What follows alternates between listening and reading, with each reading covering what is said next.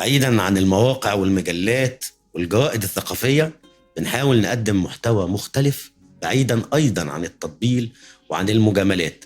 قد يكون مختلف، قد يكون طرح مغامر، لكن بنحاول نسأل أسئلة بعيدا عن السياق العام وندخل في الهامش. معاكم بودكاست الثقافة والبتاع. مساء الخير يا أستاذ هوشنج. مساء الورد. معانا الكاتب السوري الكردي العايش في بلجيكا هوشنج أوسي، الحاصل على قطار عام 2017. دايما بتتقدم كده، بتتقدم ان انت سوري كردي عايش في بلجيكا، صح كده؟ صح. ويعني هويتي مركبة، والهويات المركبة غنية ومتنوعة. مؤخرا بإمكاني القول أنه أضيفت إلى هويتي التأثير المصري أيضا، لأنه بشكل سنوي أزور مصر، ولي علاقة مع وسط الثقافي المصري، وشربت من نيل مصر كمان. فاسمح لي أن أمسي من القاهرة، قاهرة الأدب والثقافة والحضارة، أمسي على سوريا، أمسي على كردستان، وأمسي على بلجيكا أيضا، وعلى كل الأماكن والأوطان. فأنا سوري بحكم الانتماء الوطني، وأنا كردي بحكم الانتماء القومي، وأنا مصري بحكم الفكاهة والتلقائية والمرح والثقافة أيضا. وأنا إنسان شديد الهشاشة في التعامل مع الأمكنة، مع البشر. لما بتكلم مع المصري دغري لساني يتقلب مصري، بتكلم مع العراقي أحكي وياه عراقي. فالمحبة الإنسانية هي التي تجمعنا دائما، وهي التي تحاول أن تخفف من وطأة الكوابيس والأمراض السياسية والحدود السياسية اللي هي مع الأسف الشديد هي يعني حدود وهمية وحقيقية، يعني تسمم الحياة الثقافية، تسمم الحياة الاجتماعية بشكل عام. أهلا بيك في مصر، ونورت مصر طبعا في معرض الكتاب 2026. فخلينا أبدأ من الهوية أروح للغة. فخلينا نقول بتكتب باللغتين الكردية والعربية، فكيف تشكل يعني هذه الازدواجية اللغوية علمك السردي عموما؟ إزاي؟ بالنسبة لي قلتها سابقا وأكرر، أنا كان ثنائي اللغة. ولغتي الأم الأولى هي اللغة الكردية، واللغة الأم الثانية هي اللغة العربية، وأكتب باللغتين. اللغة العربية أتت مكتسبة من المدرسة، من التعليم، وفي وقت كانت فيه اللغة الكردية ممنوعة مقموعة. في سوريا ممنوع أن تكتب قصيدة الشعر باللغة الكردية، ممنوع أن تكتب رواية، لا يوجد هنالك إصدارات صحف مجلات باللغة الكردية، كله كان سري. الأكراد يكتبون ويطبعون وينشرون، لكن في سرية وتحت طائلة الملاحقة الأمنية. تعلم اللغة الكردية كان تلقائي من أمي، لكن التعلم الكتابة باللغة الكردية كان ذاتي، تعلم ذاتي. أنا علمت نفسي بنفسي باللغة الكتابة باللغة الكردية، وكتبت بها مقالات، وكتبت فيها دواوين شعر. وبالتالي أنه ثنائية اللغة بالنسبة لي مكسب. يعني أفتخر بلغتي الكردية، وأفتخر أيضا بلغتي العربية، يعني أكتب باللغة العربية، وأحاول بث الهم الكردي الإنساني ضمن النصوص التي أكتبها باللغة العربية، ولا أجد صعوبة في ذلك. الحالة تقتضي. عندما أكتب بالكردية أكتب بالكردية، وعندما أكتب بالعربية أكتب. الحالة الإبداعية تقتضي ذلك. لكن تعاملي في الغالب في الروايات مثلا 6 أعمال روائية باللغة العربية، أغلب دواوين الشعر بالعربية، 4 دواوين شعر بالكردية، والكثير من المقالات بالكردية. حاولت قدر استطاعتي أن أخلق توازنا بين هاتين اللغتين، لكن حتى الآن كفة اللغة العربية ترجح بحكم وجودي وتعاملي في الوسط العربي. وهذه ربما يعني البعض يرون فيها ترجيحا للغة العربية، وهي اللغة العربية تستحق، لكن لأن اللغة الكردية مرت بمحن ومأزق المنع والقمع والإبادة الثقافية. هذا اللي خلى أيضا لدى قطاع واسع من الكتاب الكرد السوريين الذين يكتبون باللغة العربية أن تتنحى اللغة الكردية جانبا بحكم التعامل، بحكم التواصل. يعني مش قضية تفضيل لغة على لغة، لا، الاثنين بنفس الميزان، بنفس الاحترام. لغتي الأم الأولى الكردية، ولغتي الأم الثانية العربية. أعتقد حتى الآن يعني أنا منسجم مع اللغتين يعني. وتحلم بأي لغة؟ زي ما بيقول محمود داويش كده زي ما الواقع يملي علي، كما يملي علي الواقع أو النص هو الذي يختار لغته. الواقع، الحلم أيضا يختار لغته. في الأحلام المسألة معكوسة. الأحلام بحدود 90% أو أكثر من 90%، 95% أحلامي هي باللغة الكردية، والمتبقي 5% تتوزع. يعني مثلا عندما أحلم وأنه أتحدث مع صديق بلجيكي فالحلم يأتي باللغة الهولندية. عندما مثلا أكون أحلم أنني في القاهرة أو في دمشق، طبيعي أنه الحلم يكون باللغة العربية. وحياتنا هكذا، يعني خليط من الحلم والواقع. الواقع الذي أحيانا بات حلما بعيد المنال، واقع الحريات، واقع السلام، واقع العدالة. والأحلام وأحيانا الواقع اللي صار مثل الكوابيس من الحروب والصراعات، واللي ما كنا نتوقعها. واقع لا يمكنك أن تتوقعه من شدة البؤس يعني. مع الأسف. طيب خلينا نخش شوية في أعمالك. يبدو المنفى حالة وجودية في أعمالك أكثر منه مكانية. كيف استطاعت الكتابة أن تكون وطنك البديل؟ وهل وجدت الوطن الذي تبحث عنه؟ المنفى أو المهجر 15 سنة تقريبا. يعني لم يكن اختياريا، كرها غادرت بلدي سوريا. يعني أنا كنت أكتب في الصحافة العربية وفي الصحافة الكردية مواقف ومقالات سياسية، وتحت طائلة الملاحقة الأمنية من نظام بشار الأسد اضطررت لمغادرة بلدي. ولم يكن يعني دائما المنافي ليس خيارا طوعيا، ليس ترفا، لا، ولم أغادر بلدي لهدف اقتصادي، إنما كان تحت ضغط الظرف السياسي. لكن ما كنت أفتقده في وطني في سوريا، أنا كنت في سوريا محروم من الحقوق المدنية، محروم من الجنسية، مسائل كثيرة كنت محروم فيها. الحريات، نظام استبدادي لا يمكن أن يعني لا حرية صحافة، لا حرية كتابة. كل ما كنت أفتقده وجدته في بلجيكا. بلجيكا مثلا منحتني الجنسية، منحتني الباسبور البلجيكي. اسمي هوشانغ أوسي كان ممنوع في سوريا لأنه اسم كردي.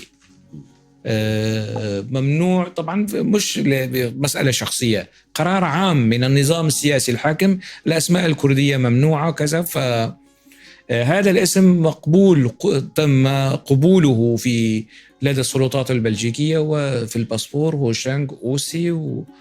الحرية يعني التي كنت أفتقدها في سوريا وجدتها في بلجيكا. شوف الوطن حيثما أنت فيه تتمتع بالكرامة وبالحرية فذلك هو وطنك. يعني الوطن بدون كرامة، بدون حرية، بدون سلام، بدون ثقة، بدون أمن، بدون أمل في غد أفضل، يتحول إلى سجن، لا يغدو وطنا يعني. وبالتالي المنفى هذا عبر عن نفسه في نصوصي الشعرية، في نصوصي ومنفى هو صحيح اسمه منفى، لكن تجاوز الوطن في الخدمات التي يقدمها لي. تصور أنه المنفى والمهجر يقدم لك نفسه بديلا عن الوطن الأساسي، الوطن يعني. فطبيعي فإحساس المديونية تجاه هذا الوطن الجديد، الوطن المضاف الذي كان منفى، طبيعي أن يعبر عن نفسه في نصوص الروائية والنصوص الشعرية. بلجيكا موجودة.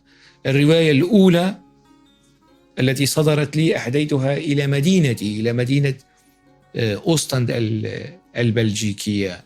فيعني واحد يعزمك على فنجان قهوة بتشكره يعني، طالما بلجيكا أعطتني الحرية والأمان والاستقرار والحقوق والجنسية وكل ما يحلم به أي مواطن في العالم.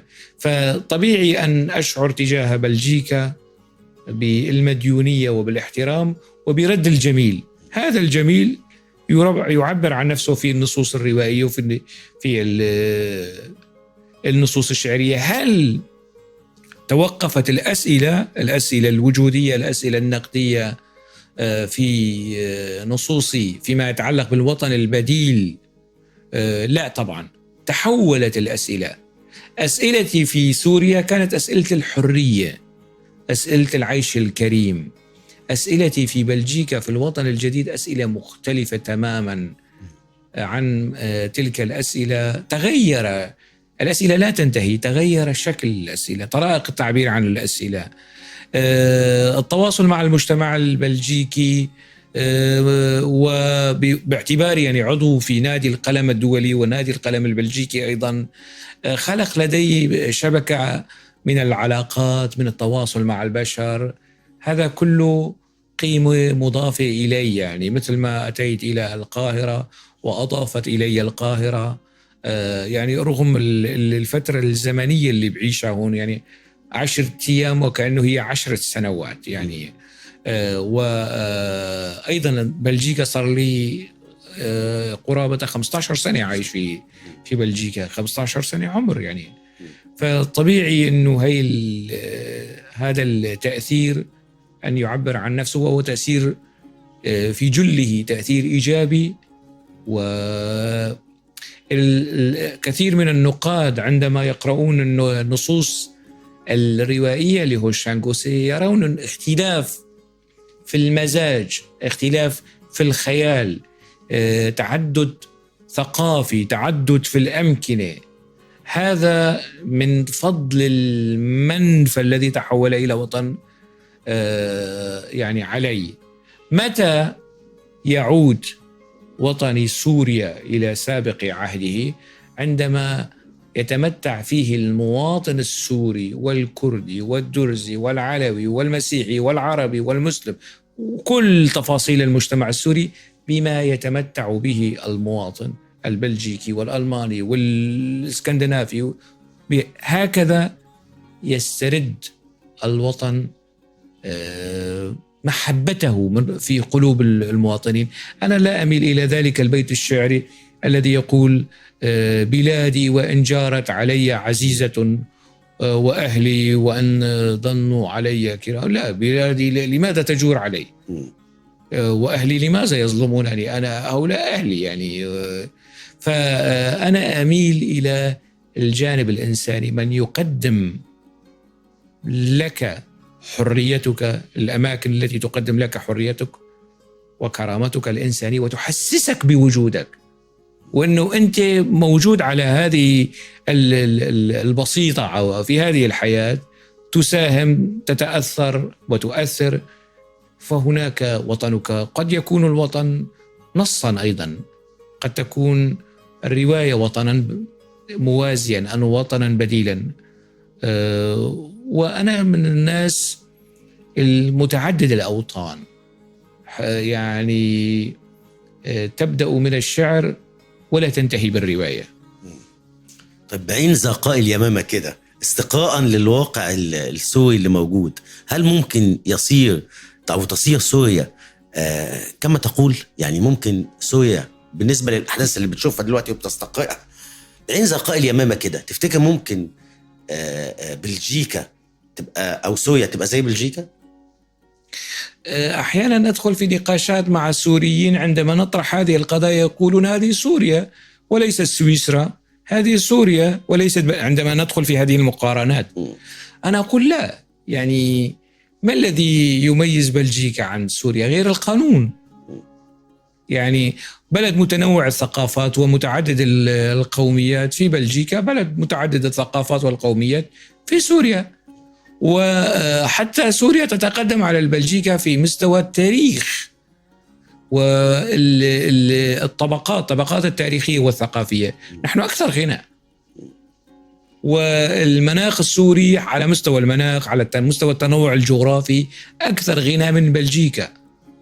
ويعني إذا أتيت بالمقياس التاريخي، بالمقياس الجغرافي، بالمقياس البيئي، سوريا أفضل من بلجيكا. لكن على المستوى الاقتصادي، على مستوى القانون، على مستوى العدالة، على مستوى الحقوق والحريات، كفة بلجيكا ترجح. وبالتالي هل يمكن لسوريا يعني أن تصبح بلجيكا؟ نعم، ويمكن أن تتجاوز بلجيكا أيضا. يعني أنت حققت العدالة، يعني العدل أساس الملك، يعني فإذا تحققت العدالة في الحريات، العدالة بين البشر، لا فضل على عربي على أعجمي، لا فضل على كردي على عربي، أو على كردي أو على عربي على كردي، إلا بمستوى الحقوق والواجبات أمام القانون. ممكن جدا يعني أحيانا هنالك شيء يقارب اليأس، أنه يا أخي مستحيل أنه سوريا تصير مثل سويسرا أو تصير مثل بلجيكا. لا، ممكن إذا كانت هنالك بالفعل إرادة وطنية، إرادة تحترم مكونات المجتمع وتحاول عدم إعادة إنتاج الأنظمة الاستبدادية. نحن استبدلنا نظاما استبداديا بنظام استبدادي آخر، نظام استبدادي قومي حزبي بنظام استبدادي طائفي ديني سلفي جهادي، فلم يتغير شيء. كل هذه الحصيلة من 2011 وحتى 2016 15 سنة حصيلة يعني مش صفرية، تحت الصفر. لكن هل يجعلني هذا يائسا؟ طبعا لا، دائما هنالك أمل، هنالك ممكن، مجال ممكن. بدون ممكن لا يمكن أن تكتب، لا يمكن أن تعيش. ما أضيق الحياة لولا فسحة الأمل. طيب بعيدا عن السياسة، نرجع تاني لعناوين كتبك وأعمالك. من عنوان وطأة اليقين عام 2017 إلى كأنني لم أكن 2022، هناك رحلة من ثقل اليقين إلى تشكك الوجود نفسه. كيف تعكس هذه العناوين تحولا في رؤيتك الفلسفية والفنية خلال هذه السنوات؟ وهل كانت الكتابة أهم حاجة بقى، يعني هل كانت الكتابة هي أداة تفكيك الوطأة وصولا إلى هذا السؤال الوجودي الجذري؟ طبعا الكتابة وسيلة، والكتابة هي إحدى طرائق المعالجة، مثل ما القراءة هي إحدى طرائق المعالجة. يعني أعتقد أنه هذا مدرج، يعني المعالجة الفنية بالمسرح أو بالفن التشكيلي أو الموسيقى أو القراءة ضمن في الأطر النفسية لمعالجة البشر، هذا وارد. في الكتابة أيضا بالنسبة للكاتب هو يعالج نفسه ويصفي حساباته مع المجتمع، مع التاريخ، مع نفسه. دائما الكتابة حتى ولو كانت شعرية هي موقف نقدي من الحياة، والكتابة الشعرية والكتابة الروائية والقصصية تنطوي على أسئلة مباشرة وأسئلة ضمنية، أسئلة لها علاقة بالكيمياء، كيمياء البشر في تفاعلهم مع بعضهم مع بعض، البشر تفاعلهم مع الحياة، مع الطبيعة، أسئلة الوجود. كل هذه الأمور أحاول في أعمالي الروائية تحديدا أن تكون موجودة، يعني لأن أنا مش حكواتي قاعد على قهوة وأسرد قصص، لا، لازم يكون في مضمون، لازم يكون في محتوى. يعني الرواية بالنسبة لي ليست فقط قصة، ليست مثلا، لا، لازم يكون في محتوى له بعد إنساني، له بعد فلسفي، له بعد معرفي. فأنا أميل أكثر إلى الرواية المعرفية، الرواية التي تقدم لك معلومة أو تقدم لك رؤية نقدية، تقدم لك أسئلة جديدة مضافة إلى أسئلتك. الرواية لا تقدم إجابات، الرواية تحرك المزيد من الأسئلة أو تحرك الأسئلة لدى القارئ وتحفز لديه هرمونات الاجتهاد، هرمونات التأويل، هرمونات الاشتقاق. فطبيعي هذا يعبر عن نفسه في العناوين وفي المتون.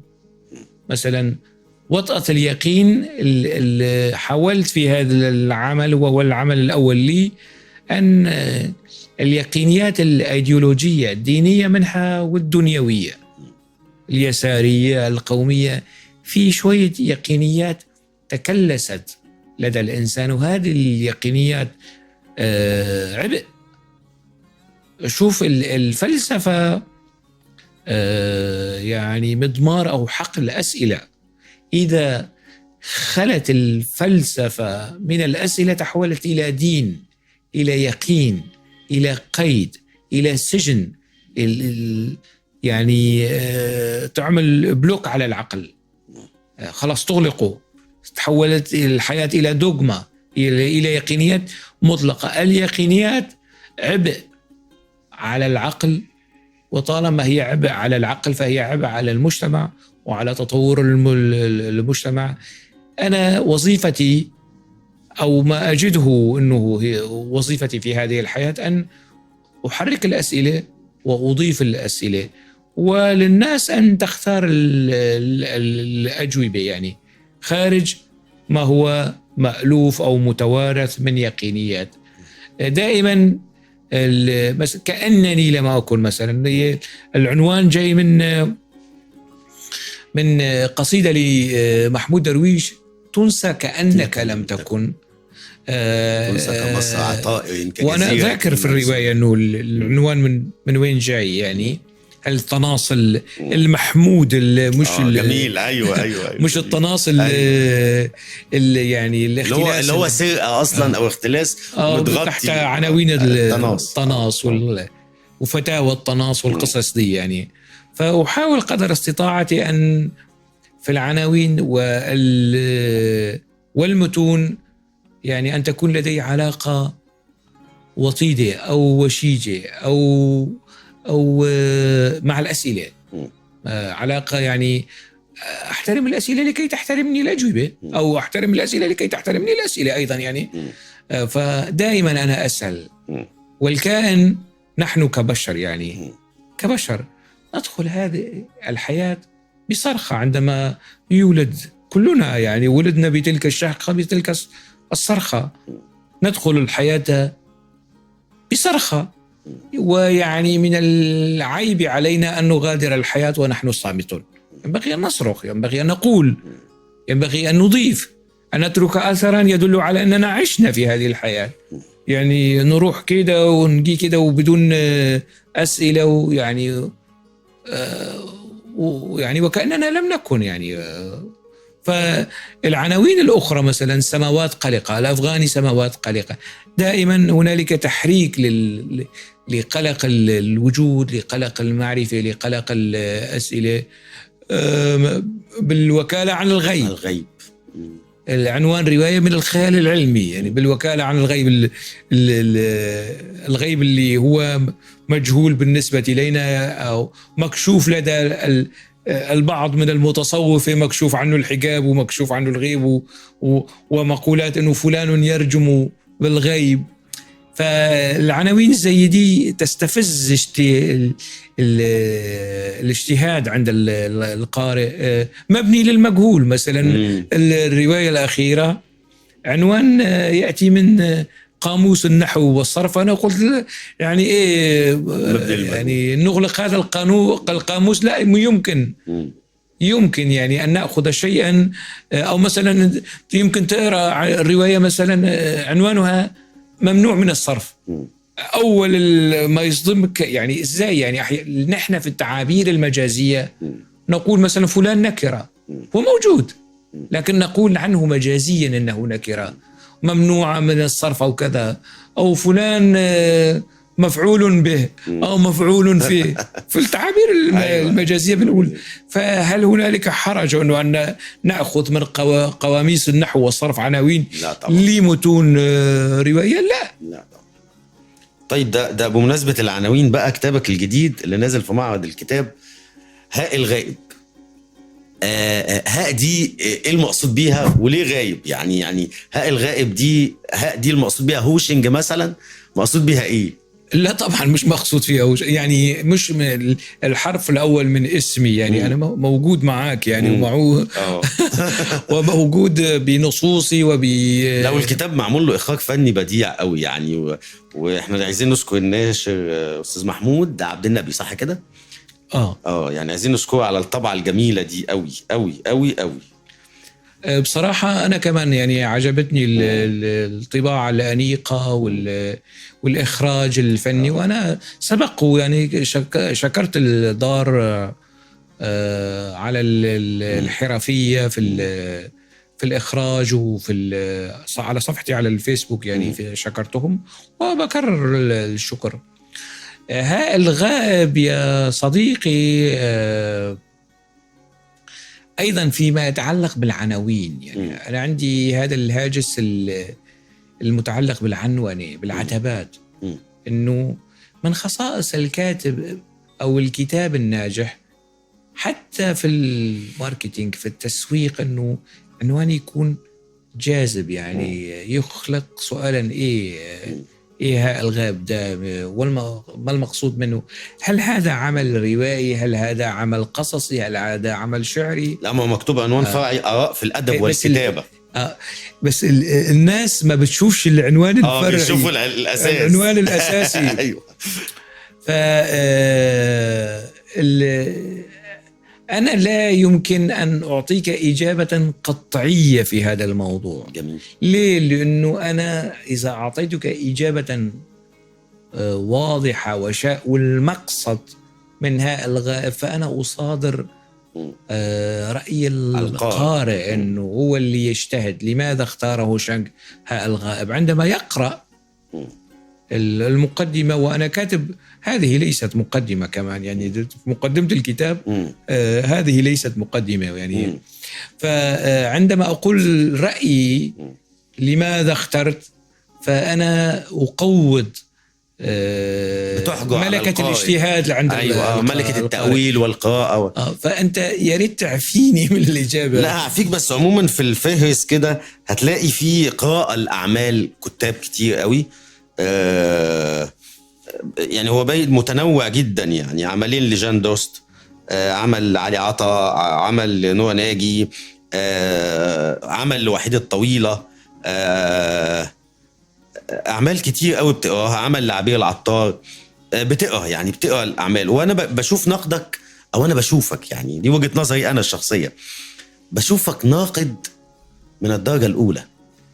الناقد، أنا ده انطباعي الشخصي، الناقد مش لازم يكون أكاديمي، في ناقد أكاديمي وفي ناقد غير أكاديمي، وكذلك أساتذتنا لينا أساتذة لم يكونوا أكاديميين إطلاقا، بس نقدهم معتبر. إيه رأيك في الموضوع ده، في موضوع النقد تحديدا يعني؟ ضمن الكتاب هذا الكتاب هنالك مقال فيما يتعلق بالسجال ما بين النقد الأكاديمي والنقد الانطباعي. النقد الثقافي، هنالك نقد انطباعي وثقافي يتجاوز في الجرأة النقد الأكاديمي. أحيانا النقد الأكاديمي، أحيانا مش دائما، نقد ذرائعي يلتمس الأعذار. طبعا من ضمن المناهج مثلا نحن حكينا على مسألة التناص باختين ونظريات بارتو، كل الفتاوى الشرعية النقدية. يعني مثلا أنا لنفترض أنت أو زيد من الناس ناقد أكاديمي ولديه صديق، وضبط هذا الصديق بالجرم المشهود والمتلبس في مسألة الاختلاس الأدبي. الناقد حيعمل إيه؟ حيروح زي المحامي فيلم عادل إمام اسمه إيه؟ الأفوكاتو. الافوكاتو ولا طيور الظلام؟ سبانخ كان اسمه ايه؟ حسن سبانخ. حسن سبانخ فيلم الافوكاتو. يروح يلتمس الثغرات القانونيه. ده محامي الشيطان بقى، يعني محامي الشيطان احيانا، مش دائما، احيانا النقاد الاكاديميين واحيانا النقاد الانطباعيين كمان. بس خلينا نتفق ان الواقع الثقافي النقدي الاكاديمي تحديدا، انا بقطعك انا اسف، ذرائعي قوي وبيلتمس الاعذار كتير قوي. مش بس احيانا يبالغ ويلبس النص ما ليس له.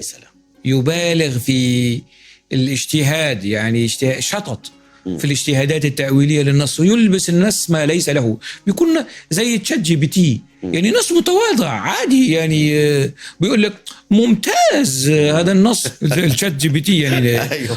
وسؤاله بيكون سؤال يعني احترامي، يعني سؤال تافه. ويقول لك ممتاز سؤالك في الصميم. صميم ايه وباب شات جي بي تي.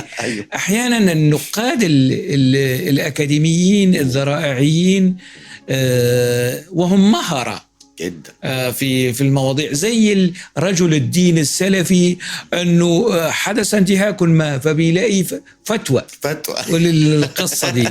فأنا بسميها السلفية النقدية.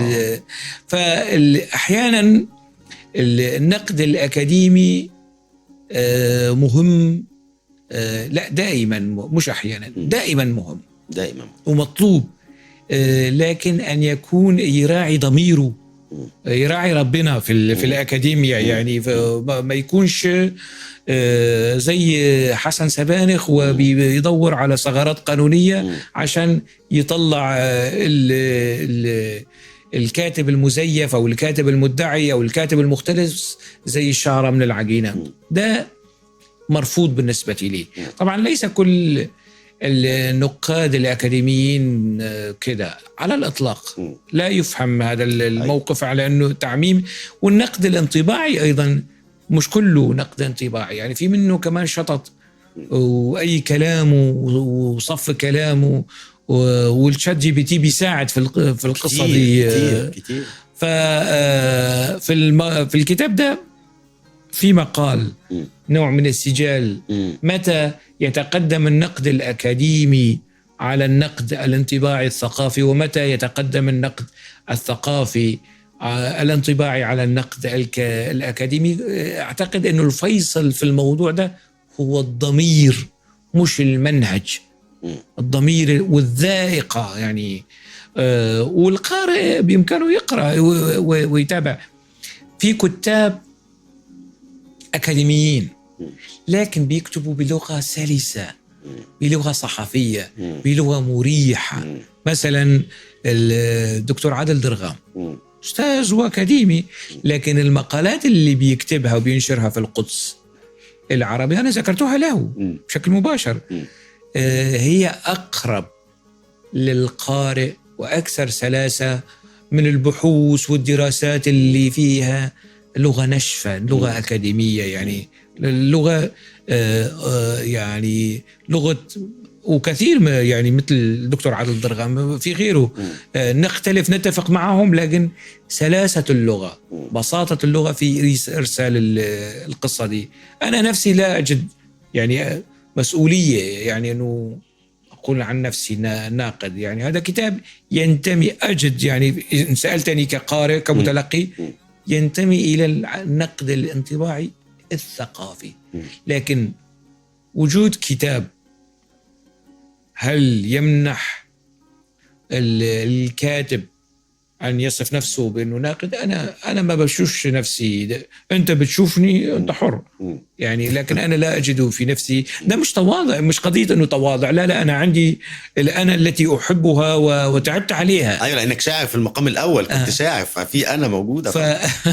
فده مش يعني ده إقرار مني أنه حتى هذه اللحظة أنا لا أجد نفسي، ربما في سنوات. بس في معركة كبيرة قوي دارت في الكتاب ده حضرتك وثقتها، يعني فيها سرقة وفيها يعني لا مش لازم يكون ناقد اللي يكتب الكلام ده. يعني لما تمسك مستمسكات لسرقة حد وتدور معركة كبيرة، فده لا ده أكيد ناقد اللي بيكتب الكلام ده. يعني إذا كان الكاتب يحترم ذائقته ويحترم وعي القارئ ويكون بين هذين الاحترامين، يحترم نفسه ويحترم القارئ، أن يكون متوازنا ومنصفا ويحترم النص ويحترم الكتابة ويحترم المجتمع ويحترم الثقافة، ينبغي أن يكون عادلا. يعني لي خصومة شخصية معك مثلا، لنفترض جدلا، لكن عندما أنا أقرأ نصك أكون منصف أنه فعلا طبعا إذا بعد عملية الغربلة والتمحيص وأنه الجهد بتاعك في النص ده يعني يتجاوز 80-90%، 80-90% يشفع لك التناص في 5 أو 10 اللي في النص. أنت تعبت على النص ده. لكن عندما أرى أنه النص بتاعك 70% أو 80% حاصل تجميع نصوص أخرى أو إعادة إنتاج لنصوص أخرى، احترامي لنفسي ولذائقتي ولتعبي، أنا تعبت على نفسي. يعني لا يأتين كاتب من هنا أو هناك مهما بلغ صيته والميليشيا بتاعته أن يخلق حالة رهاب علي لكي يعني أخون ذائقتي. لا أنا يعني إزاي أخون نفسي وأخون ذائقتي اللي أنا تعبت عليها، يعني شيت عليها يعني. لازم أقول رأيي. والكتاب في الإهداء موجود، إهداء إلى الكاتب الموسوعي العصامي جميل، الذي لا يستند في ثقافته على الأكاديمية. يعني الكاتب عباس محمود العقاد. طبعا. يعني عباس محمود العقاد لم يأخذ درجة الدكتوراه خالص، لكن عشرات درجات أطروحات الدكتوراه جرى تأليفها استنادا على نتاج عباس محمود العقاد. هو من ساهم في صناعة الأكاديمية والأطروحات الماستر والدكتوراه في نتاجه، فهو موسوعي وعصامي. وأنا أهديت هذا الكتاب لعباس محمود العقاد، بإمكانك تشوف الإهداء، لأنه بشوف نفسي قريب منه يعني، وقدوة بتاعتي يعني في الكتابة، في العناد وفي العصامية في الكتابة. يعني هو مع عباس محمود العقاد، لكن أنا أتجاوزه أيضا. يعني هو أستاذي بس أتجاوزه في ماذا؟ فيما يتعلق بالحداثة الشعرية. وكان يمقت قصيدة التفعيلة وقصيدة النثر والقصة دي ويعتبرها جنون. أنا لا. وغير كده كمان ده كان بيمقت القصة القصيرة، وحصل سجال بينه وبين نجيب محفوظ طويل. فالسجالات بينه وبين حتى هو طه حسين يعني نفس الموضوع. لكني أجد نفسي أكثر ميلا إلى عباس محمود العقاد. يعني عباس محمود حول عصاميته وابن البيئة وابن المرحلة الزمنية. أيوة. يعني عباس محمود العقاد لو كان دلوقتي في 2016 أعتقد أنه الوعي بتاعه فيما يتعلق بالحداثة الشعرية كان هيراجع نفسه، يعني هيتطور، مش هيبقى يعني في النسق الكلاسيكي بتاعه. فمسألة التصالح مع الذات فيما يتعلق عن التعبير عن الرأي، في تقديري أنه ينبغي أن تكون ديدن الكاتب وبوصلته والدستور بتاعه.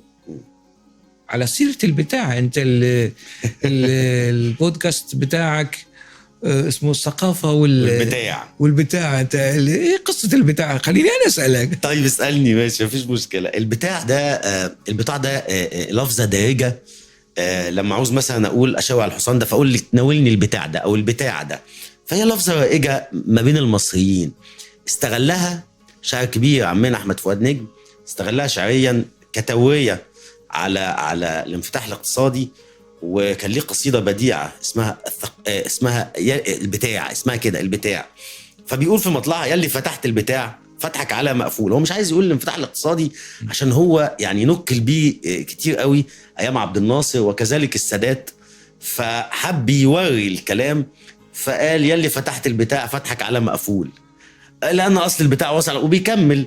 فالبتاع انا من وجهة نظري هنا هو يعني ايه، كل كيان بيحاول يكون او يعمل اقصاء للحالة اللي احنا فيها، اقصاء للجيد، اقصاء للصوت الهامش.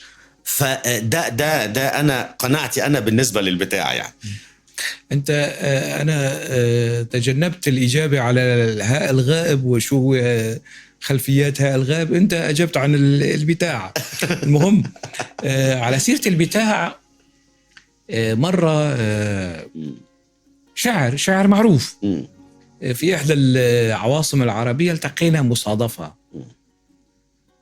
وأتمنى أنه الكلام ده ما يتحذفش. يعني لا مش هيتحذف، لا ما تقلقش. فالشاعر ده: فينك يا راجل، انت بتيجي مصر ما حدش بيشوفك، انت بتاع نسوان. انا اندهشت من الكلام ده، وفي حضور مجموعة من الأصدقاء. يعني سكت لبرهة وأنا يعني سريع الرد، من الناس اللي ما يبلعوش يعني تعديش الكلام. فأنا قلت له أنا بتاع نسوان، يعني أقولها بفخر، ما فيش شاعر مش بتاع نسوان يعني. وأنا أجي مش بس يعني في أي مكان، أنا أكثر ميلا للنساء. أنت شايفني بتاع رجالة، أنا مش بتاع رجالة يعني. فعلى سيرة أنا عرفت الشاعر البتاع. أنا عرفت. خلينا نروح لحتة تانية خالص. تمر أعمالك بين شقوق السياسة دون أن تكون خطابية مباشرة، فكيف تحافظ على هذه المسافة الفنية وتجعل من القضية الكردية مثالا قضية إنسانية عالمية في النص؟ النص الأدبي ليس خطابا سياسيا، لكن يمكن أن ينطوي على خطابات سياسية بشكل مباشر، لأنه نحن نعيش يعني دلوقتي. أنت ذكرت الراحل أحمد فؤاد نجم، نصوصه كانت ناقدة، ونصوصه كانت لاذعة، مش بس ناقدة وأغلبها سياسي، وهو سجن على خلفية سياسية. أيوة، فج، وسمي الفجومي عشان فج. وبالتالي السياسة تتسرب إلى الشعر، إلى الرواية، إلى القصة بشكل مباشر وبشكل غير مباشر، كما سماها أحمد فؤاد نجم البتاع التورية. يعني أنا لا أقول عن نفسي كاتب القضية الكردية، ولا أقول عن نفسي شاعر القضية الكردية بشكل الاستعراضي وبشكل الفج والقصص دي كلياتها. يعني ده الموضوع لا يعنيني بالدرجة الأولى فيما يتعلق بالمنبرية والخطابية والاستعراض والقصص دي. لكن أنا أدافع عن الأكراد كتفصيل من تفاصيل هذه الحياة، تفصيل جميل. يعني أنت شايفني إزاي؟ أنا كردي، يعني أنت شايفني مثلا كائن سلبي بيصدر طاقة سلبية، أم كائن مرح منسجم يندمج بسرعة في المجتمع المصري، في المجتمع الجزائري، في المجتمع التونسي، في المجتمع العراقي، في الكردي، في السوري، كان سريع الاندماج. فأحاول قدر استطاعتي التعبير عن الهوية الكردية بما تحمله من ألم إنساني وألم قومي وألم وجودي ضمن الرواية، ضمن القصة، بطريقة لا تخلق إزعاجا للقارئ العربي. أنا أعرف أن القارئ العربي في الفترة دي في مصر، في سوريا، في العراق، المنظومة القيمية بتاعته ما جاتش كده. يعني حاصل تجميع مناهج التربية والتعليم والسردية الرسمية، أنه الأكراد انفصاليين، والأكراد مع اليهود ومع إسرائيل ومع أمريكا وعملاء وخونة. طبعا في مصر مش موجود حاجة زي كده، إلا ربما عند السلفية الجهادية والأخوان والقصص دي، أو عند القوميين المتطرفين يعني. بس قطاعات واسعة من الشعب المصري يعني شعب متفهم للكرد. حتى على زمن عبد الناصر تصور أنه في 56 في القاهرة أول إذاعة كردية تبث باللغة الكردية بثت من هنا من القاهرة. الصحافة الكردية في 1898 بدأت من القاهرة يعني. والأكراد في يوم من الأيام حكموا القاهرة. أنا لي في هذه القاهرة القلعة بناها الأيوبيين، جدي صلاح الدين الأيوبي حكم هنا. فأنا أنتمي إلى هذه الأرض، إلى مصر الحبيبة، بالبعد الثقافي، بالبعد التاريخي، بالبعد الإنساني. أنتمي، أنا مش غريب. أنا رحت فلسطين كمان، قلت هذا الكلام لفلسطين، أنه عظام أجدادي الأيوبيين الذين استشهدوا يعني دفاعا عن القدس تحت هذا التراب فلسطين يعني. فأنا فلسطيني عندما أنتمي إلى القضية الفلسطينية، أنا مصري عندما أنتمي إلى معاناة المصريين والتعامل معهم. القضية الكردية عندما تقرأها في نصوصي لا تجد الرواية من أولها من ألفها إلى يائها كله عن الأكراد، لا، موجود المصري والسوري والفلسطيني والعراقي والبلجيكي يعني، والشخصيات الأوروبية. أعمالي الروائية متعددة الأمكنة ومتعددة الثقافات والهويات. الكرد بمعاناتهم الكبيرة، بمعاناتهم التاريخية، موجودين ضمن هذه النصوص، وأعتقد يصلون إلى القارئ بدليل السؤال بتاعك يعني، أنه بتقول أنه بطريقة فيها يعني تمرير، كيف بإمكانك أن تمرر آلام وأسئلة الشعب الكردي والقضية الكردية. إنه ليه البشر دول مقموعين؟ ليه البشر لماذا هم بدون وطن حتى الآن يعني؟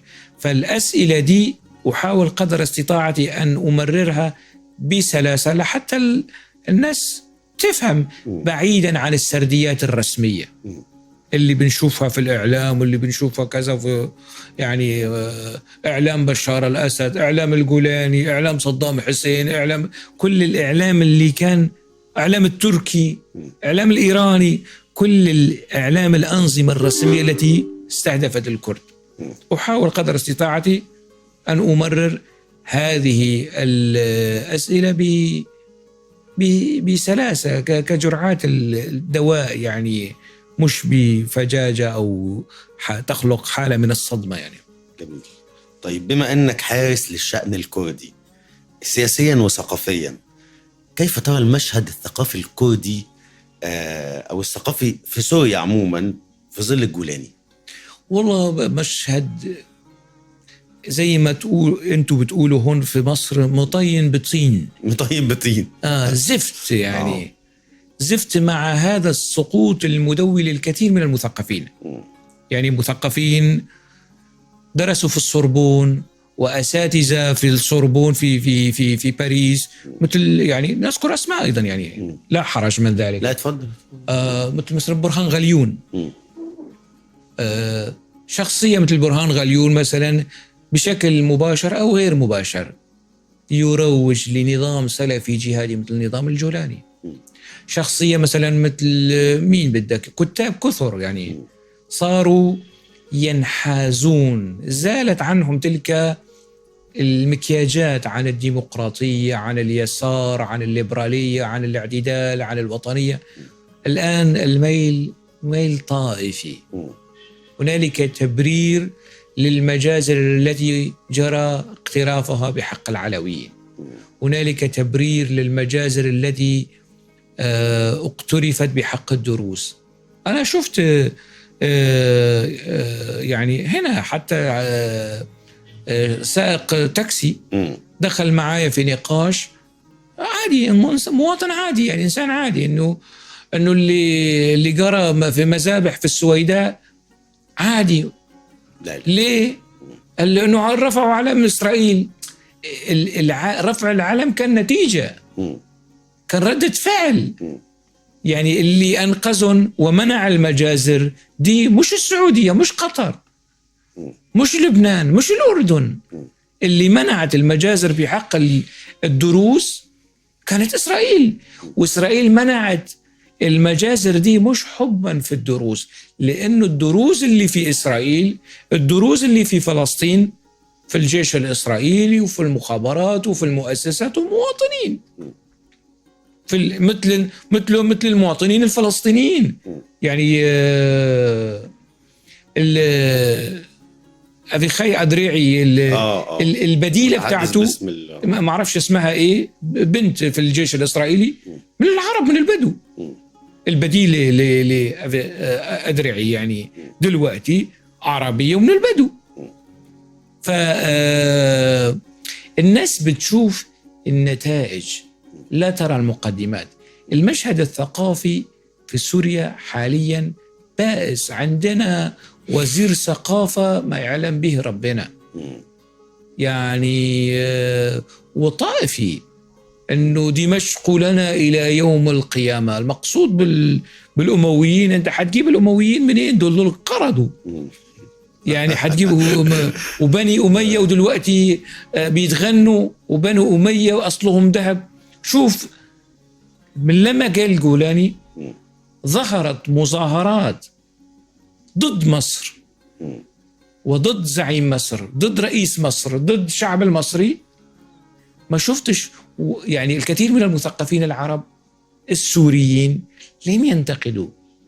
أنا انتقدت وأنا شجبت أنه لا يمكن، لا يعني في عز الخلاف المصري السوري على زمن السادات حافظ الأسد، مبارك حافظ الأسد، لم تخرج مظاهرات تشتم فخامة الرئيس المصري، تشتم الشعب المصري.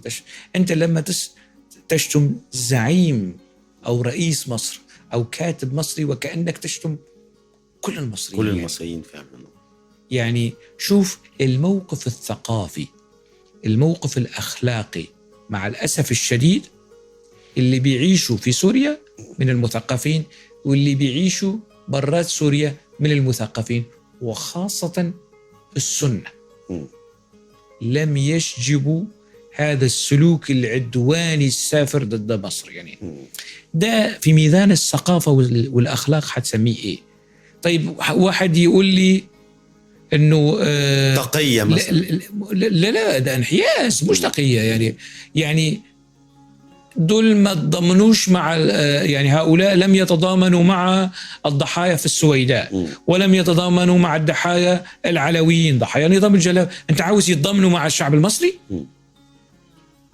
يعني الوضع الثقافي بائس ومزري. لكن بعض المثقفين يعني انحيازا لعلاقاتهم، يا اما بيشتغلوا بالاعلام القطري او بالاعلام السعودي، يا اما مش عاوزين يعني ناشرين او كتاب، اما بدون يروحوا على معرض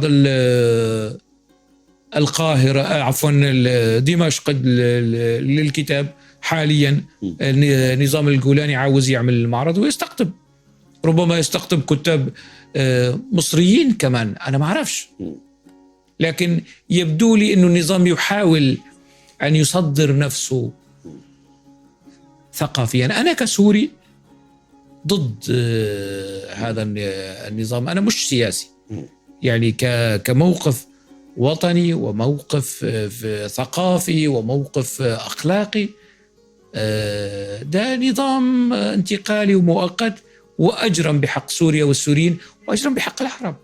يعني الجولاني قتل من العراقيين وقتل من اللبنانيين، والإرهابيين اللي كانوا مع الأخوان دلوقتي في حضنه. فبالتالي يعني الموقف الثقافي بائس للأسف الشديد، يعني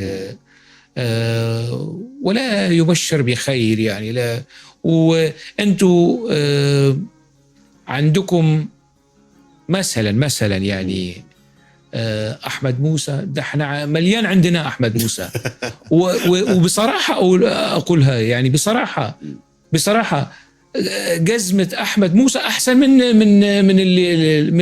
100 للمثقفين المنحازين للجولاني، بصراحة أقولها يعني، وأنا مسؤول عن هذا الكلام. أيوة. والله أنت نورت مصر، ده نورك الصديق العزيز، ونورت بودكاست الثقافة والبتاع، وشرفتنا ونورتنا، وإن شاء الله في معرض الكتاب نشوفك، وكان ليك حفلة توقيع أمس، إن شاء الله نشوفك في فعاليات تانية بإذن الله، ونورت مصر. أنا كمان أشكرك، ويعني دي فرصة أنه أتواصل مع كمان الأصدقاء في مصر الحبيبة، مشاهدي البودكاست بتاعك البتاع الثقافة والبتاع. فهي فرصة، وربما ينزعج البعض من هذا اللقاء، لكن أنا مسؤول عن أجوبتي وأنت مسؤول عن أسئلتك. بالضبط. نورتنا.